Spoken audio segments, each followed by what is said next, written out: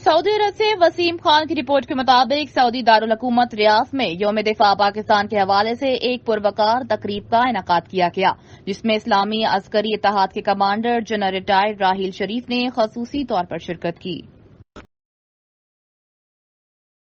हुकूमत रियाद में 59वीं यौम दिफा पाकिस्तान के हवाले से एक पुरवकार तकरीब का इनेकाद किया गया, जिसमें इस्लामी अस्करी इत्तेहाद के कमांडर जनरल रिटायर्ड राहील शरीफ ने खसूसी शिरकत की। इस तकरीब में सऊदी अरब के अहम शख्सियात, मुख्तलिफ ममालिक के सफारतकार और मिलिट्री अताशी भी शरीक थे।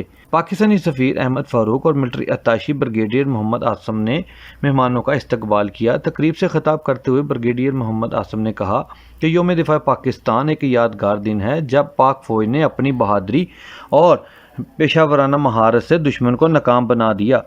उन्होंने कहा कि पाक फ़ौज दुनिया भर में अपनी सलाहियतों की बदौलत जानी जाती है। पाक सऊदी अस्करी तल्लुकात का जिक्र करते हुए उन्होंने कहा कि दोनों ममालिक के दरमियान दिफाई तावन को मज़ीद फ़रोग़ दिया जा रहा है।